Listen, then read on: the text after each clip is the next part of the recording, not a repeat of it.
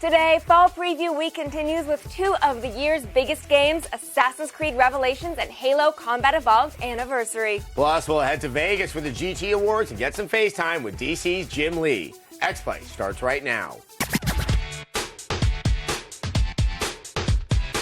Hello and welcome to X-Play. It beats watching the news. I'm Morgan Webb. And I'm Adam Sessler. Today, Fall Review Week continues with two of our favorite things, silent kills and teabagging. Also on the way, Blair Herter heads to the SEMA Car Show in Las Vegas for the GT Awards. Find out which lucky gearhead will have their car added to Gran Turismo 5. Then we are going to talk DC Universe Online, Batman Arkham City, and the Justice League of America with DC co-publisher Jim Lee. Plus, we'll review the remake of the shooter that changed everything, Halo Combat Evolved Anniversary. And later, we'll tell you why you need to download a classic strategy game on your iPad, and X-Play recommends. But first, it is time to take on those damn Templars. Assassin's Creed Revelations is the third and final game in the series to star Ezio Auditore, and it takes you to a new location to traverse Constantinople. Yes, there's plenty of intrigue, tons of incredibly brutal kills. It's just fantastic. And answers to a few of your questions. Here's part one of our review.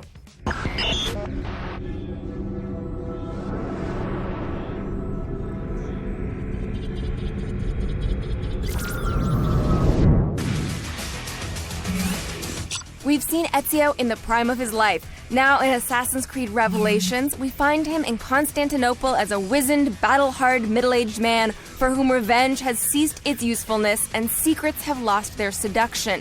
He wants answers, and he's ready to bring down the entire Ottoman Empire to get them. So much death for so little gain. Revelations shockingly promises revelations to the franchise mythos, and it delivers. A word of warning? When you step through there, everything changes. You also play as Desmond, playing as Ezio, playing as Altair. It's all very Inception, complete with the geometric beachfront dream drama. They can't help you, Desmond. You're a broken man. Revelations continues the skull-shattering combat Assassin's Creed is famous for. Make no mistake, you are very powerful in head-to-head combat, and the kill animations are out of control. You fight like a man late for his own wedding. See. Combine Ezio's lethality with the perfect silky free-running mechanics, and you feel like Batman without the moral code. While we fantasized about the franchise moving to medieval Japan or industrial London, Constantinople more than earns its place among Assassin's Creed's incredible locales. The city feels like a living, breathing entity. Does anyone know the way to the nearest opium dispensary? It's for my glaucoma. I guess I had my chance. And I wasted it. None of this heaped praise will be a surprise to anyone who's played Assassin's Creed before. But because this is a sequel, that means more features are a requirement. The Hookblade is a fun addition. The bomb making, not so much. Crafting explosives is a new hobby. Bombs are fairly complicated to create. There are too many options, too many ingredients. It's all overwhelming, especially when you don't know what situation you may be in. If you want to learn how to craft your own bombs, I can show you. No thanks. I'd much rather be playing multiplayer, so hold on. We're not done yet. Are your men ready for another fight? Fools are gonna get stabbed in the face. I can't wait. Make me proud. I go to Vegas so often, I'm beginning to understand what it's like to be an out-of-town stripper. One love, Cinnamon. One love. On my most recent trip, I went to SEMA for the GT Awards, which is a car lover's dream. The floor is full of pristine custom cars, all vying for the approval of Gran Turismo godfather Kazunori Yamauchi. That's because the best one will be turned into a virtual one.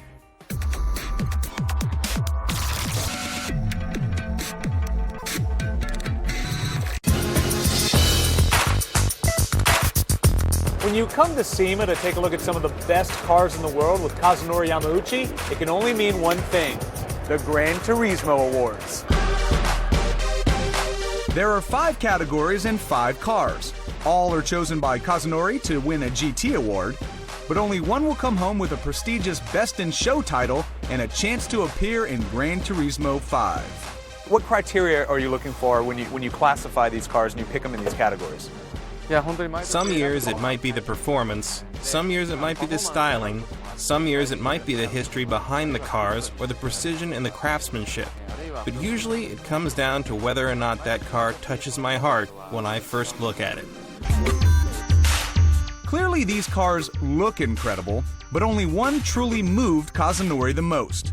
So, the Best in Show, why did you choose the one that you chose? The car that we selected for Best in Show this year is a car that has a pretty good place in American sports car history, and it had a very, very clean finish. The parts that make up the car are actually parts that anyone can buy off the market, but the style of the car when it was put together was absolutely perfect.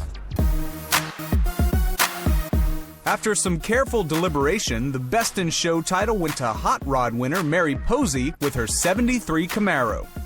Who said cars were a boys' club?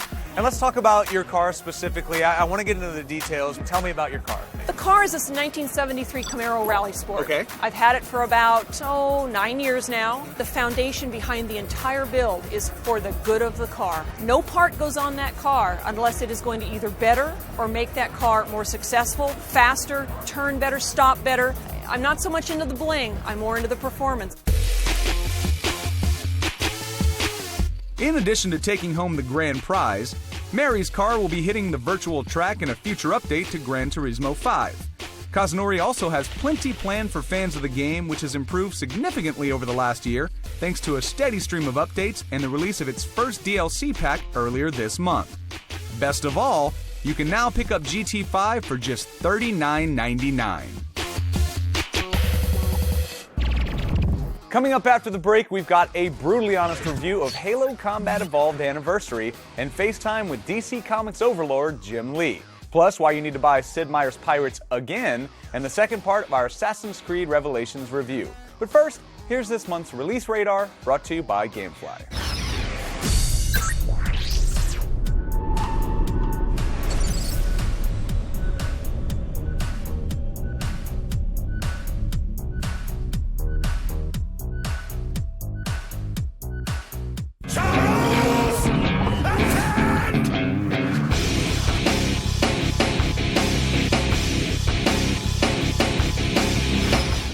Welcome back. Halo Combat Evolved put the Xbox on the map. The shooter was the system's killer app, and without it, who knows what would have happened to that giant overheating console? Maybe it would have become the next 3DO. Well, 10 years later, Microsoft has decided to resurrect the game by adding a modern look and a bunch of extra features. Here's our review of Halo Combat Evolved Anniversary.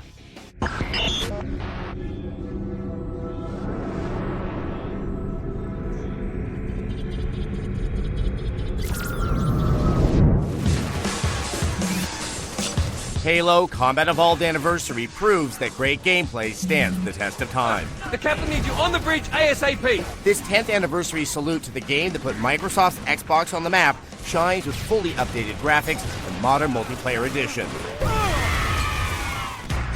Anniversary takes everything you loved about the classic console shooter and kicks it up a notch.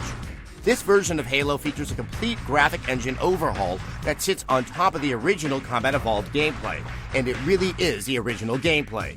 Anniversary is so faithful to its source that by simply pressing the back button, you can toggle between old and new graphics on the fly. Over here. While this may seem gimmicky, you'll find yourself using it more and more as you work your way through Master Chief's maiden voyage.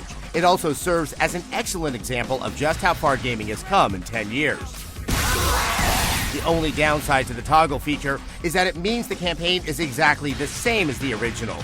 That means none of the dual wielding, brute shooting, or energy sword slashing we've come to love and expect in our Halo games. Anniversary's biggest improvement is to the game's multiplayer. Gone are the days of lugging your box to LAN parties. This Halo adds full Xbox Live functionality and makes it easier than ever to put the power of the pistol in your hands. Using the modern technology of the Halo Reach engine, Anniversary's multiplayer maps play fast and furious and include a number of fan favorites from both Halo Combat Evolved and Halo 2. Naturally, the update to Halo's multiplayer means you can finally play the co-op campaign without having to share your screen's valuable real estate. This modern touch alone is worth the price of purchase, especially for Halo fans who want to re-experience the game with a little help from a friend. While Halo Anniversary may look like a remake and a map pack on the surface, it's actually a celebration of one of the most important games of the 21st century. And with a more than reasonable $40 price tag, it's hard to argue against a game that does so much, so well. Halo Combat Evolved Anniversary gets 5 screaming grunts out of 5.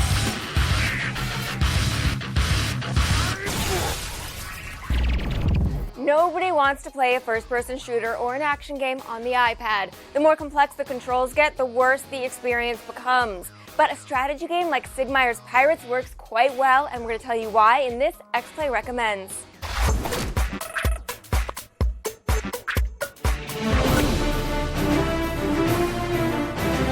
For those of you who would love to sail the high seas in the name of wealth, glory, and living the swashbuckler's life, there's a game just for you.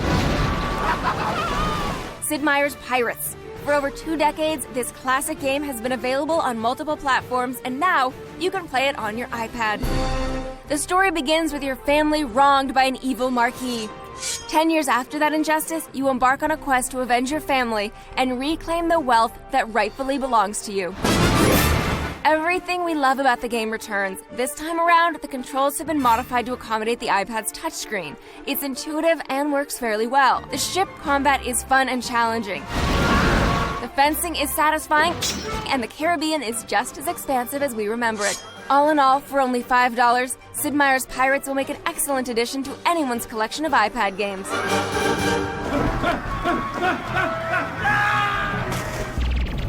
After the break, I'll get some FaceTime with the legendary Jim Lee. We're going to talk DC video games and get a look at Justice League of America #3 right here for the first time. Plus, part 2 of our Assassin's Creed Revelations review, which focuses on multiplayer face stabbing. We'll be right back. Saints Moments.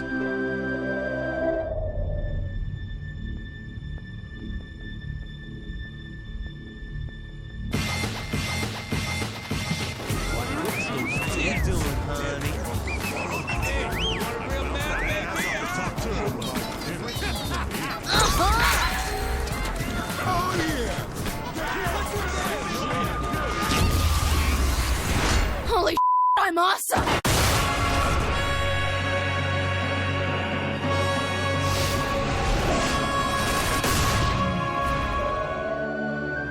Saints Moments. Jim Lee is probably the most famous comic book artist alive. He redefined the X-Men and Batman and was one of the founders of Image Comics. Today, he's the co-publisher of DC, which means he's overseeing the relaunch of every comic in the DC brand, but he's also got his hands in 2 huge games, the ever-evolving DC Universe Online and Batman Arkham City. Let's get some FaceTime.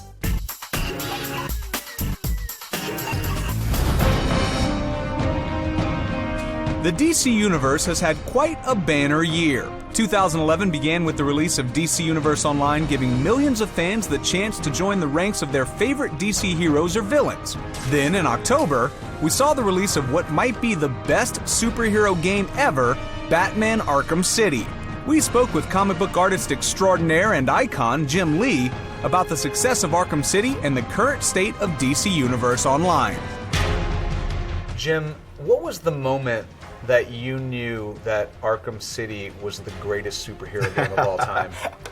When did you know that? You know, I think the first time I saw a build, when you sit down and play it, it's pretty amazing. It feels so cinematic, and you feel like you're really thrown in the middle of a storyline. And I think that's what distinguishes great video games from, not so great ones. This game had many things going for it that other superhero games of its kind did not have. Rocksteady took their time between Arkham Asylum and Arkham City, and it shows on the screen. I mean, they basically treat it as if it were a game that was independent of the license, so it has to stand on its own 2 feet. And that means great gameplay, great storyline, and then on top of that, you throw in Batman, so obviously it takes it, out of the ballpark at that point. Look out! Batman's here! The Nightwing DLC is out. People are very excited about it. And what's your take on that? It's exciting because, it gives you a different character to play with different moves and different weapons. And it's not just the, a reskinned version of Batman. So we're really sort of exploring now the world of Batman beyond just Batman himself. Those of you wishing to explore Batman beyond Arkham City can also find him with some of DC's finest in DC Universe Online. So DCUO went free to play. How has that affected not only how people are experiencing the game, but how you guys are approaching what you're doing with the game. It's been phenomenal. You can just download the game for free and be a very casual gamer, create 2 characters, and you don't pay a single penny. You can also be a premium member. All you have to do is buy like $5 worth of in-game purchases or the game itself, and you're locked and loaded to play the game for free. Or you can pay $15 a month and you would be a legendary member, and that allows you to create up to 16 characters, have 60 inventory slots. That's good news since you'll be wanting to save a little money for Jim Lee's next greatest project, the relaunch of the Justice League. It's the 3rd issue of Justice League. It's one of the flagship books for the new launch. This comes out in, I think, a couple weeks, November 23rd, and it's written by Jeff Johns. I think what's great about that is it really humanizes the Justice League, right? It's all these iconic characters that have almost godlike powers, but Jeff really gets to the core of these characters and really shows how they would be as real people. If you aren't already, now couldn't be a better time to be a fan of DC. Thank you, Blair.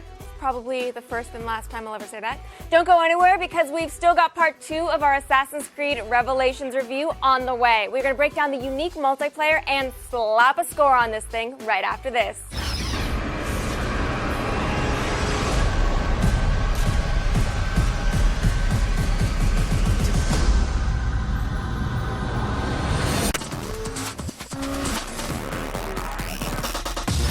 Welcome back. Now, earlier in the show, we closed the book on the saga of Ezio Auditore, but now it's time to take on the multiplayer offerings of Assassin's Creed Revelations. The gameplay mechanics are vastly different than any other AAA game on the market, and that's why it works. Here's part 2 of our review.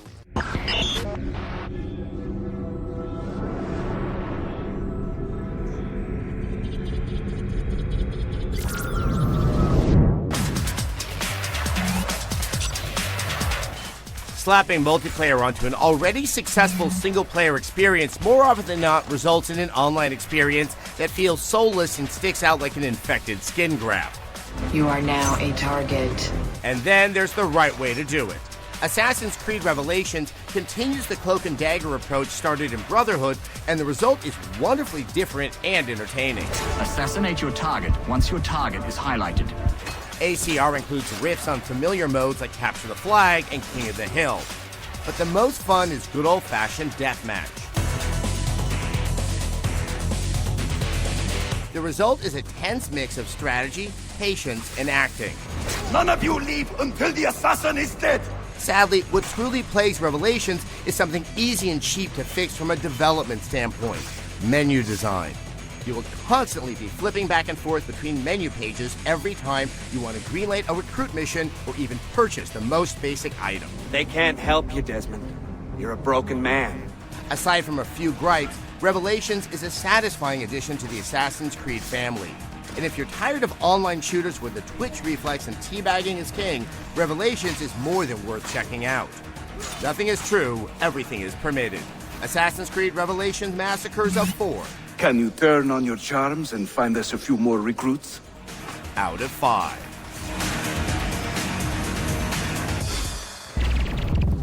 There you have it. Another solid entry in the series. Okay, it's not perfect, but it's pretty good for a series that drops a new game every fall, and I think it's the only one that does that I'm really excited to play it every time. Oh, okay, here's the thing is, I have to say that the game is excellent.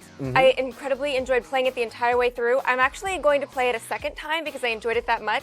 The reason that it didn't get a 5 was because there are just some mechanics that they put in there that just didn't work. And they don't, once you realize that you can safely ignore those mechanics, it stops taking away from the game.